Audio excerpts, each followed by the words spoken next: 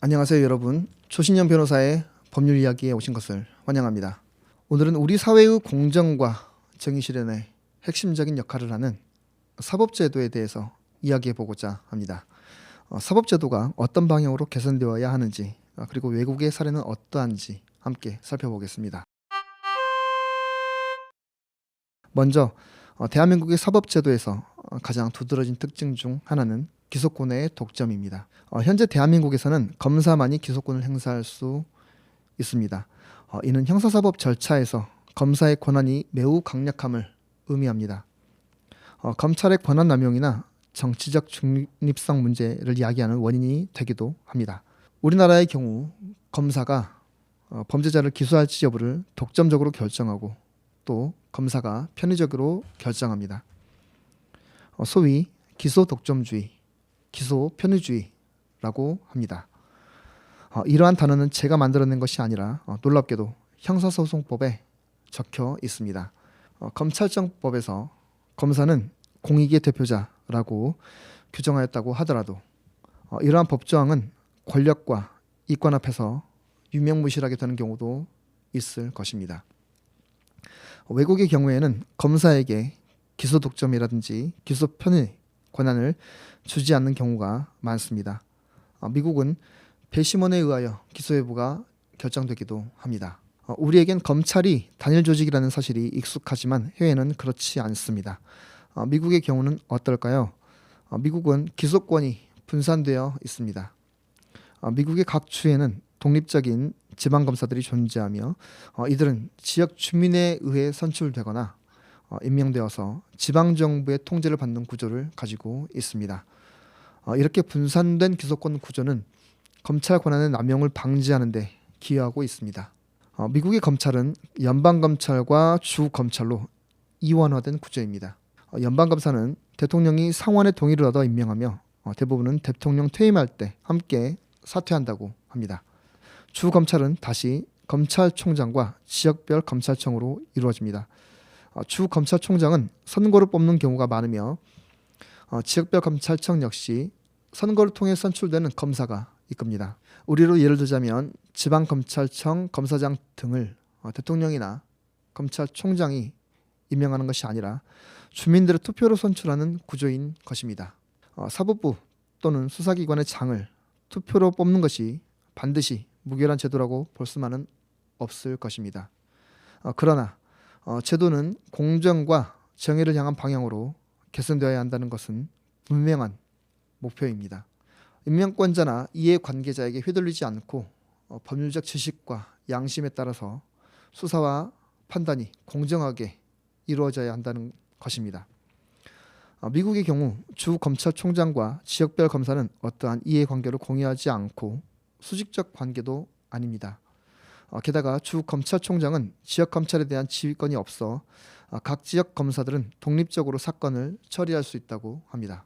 이는 한국 사법제도의 개선 방향에 시사점을 제공합니다. 기소권의 분산은 권한의 집중을 방지하고 사법제도의 투명성과 공정성을 확보하는 데 중요한 역할을 할 수 있습니다. 이 제도의 핵심은 정치적인 이해관계를 공유하지 않는다는 데 있습니다. 이처럼 미국의 이원화된 검찰 구조는 사법제도의 균형을 맞출 수 있습니다. 비슷한 맥락으로 고위공직자의 범죄를 수사하기 위해 설립된 우리나라의 공수처에 대한 개선도 필요하겠습니다. 고위공직자의 비리를 독립적으로 수사한다는 점에서 설립 취지 자체는 긍정적이나 구조적으로 여러 한계를 안고 있어 제 기능을 수행하기 어려운 것이 현실이라는 지적이 있습니다. 공수처는 수사 인력과 예산 면에서 검찰이나 경찰에 비해 매우 제한적입니다. 기소권 역시 일부에 국한되어 있어 고위공직자를 실제로 기소하거나 처벌하기까지의 실효성이 떨어진다는 비판을 받고 있습니다. 특히 공수처가 수사하는 대상이 대체로 사회적, 정치적으로 민감한 인물들이기 때문에 정치적 중립성과 독립성을 유지하기 위한 제도적 장치가 매우 중요함에도 불구하고 내부 인사의 임명 구조나 외부 견제 장치 부족으로 인해 정치적 논란에 휘말리기도 합니다. 공수처가 고위공직자에 대한 사건을 수사하더라도 실제 처벌로 이어지지 못하거나 수사 착수조차 못하는 사례가 적지 않으며 피의자 신분의 고위공직자를 쉽게 수사하거나 기소하기 어려운 것도 사실입니다. 이러한 문제를 해결하기 위해 고위공직자 수사권과 기소권뿐만 아니라 공소유지권까지 주어야 할 필요성이 큽니다. 공수처에서 수사를 열심히 하여 기소까지 되었다고 하더라도 검찰청의 검사가 공소유지를 하기 때문에 부실하게 재판 진행을 할 가능성을 없애려면 공수처가 공소유지까지 담당해야 할 필요성도 있습니다. 이에 더하여서 공수처장은 대통령이 임명하는 것이 아니라 국민의 투표로 선출되도록 개선되어야 할 것이고 연임도 가능하도록 해야 하겠습니다. 또한 공수처 사건은 현재의 사법제도, 즉 법원에서 재판을 할 것이 아니라 별도의 독립된 특별법원을 만들어야 하겠고 그 특별법원의 법관도 국민들의 투표로 선출되어야 하겠습니다. 현직 법관에 대한 수사와 기소가 되었을 경우 그 현직 판사의 동료가 재판을 한다면 이는 공정성을 담보하기 어려울 것입니다. 완벽한 제도는 없습니다. 하지만 공정한 제도를 만들기 위한 노력은 계속되어야 합니다.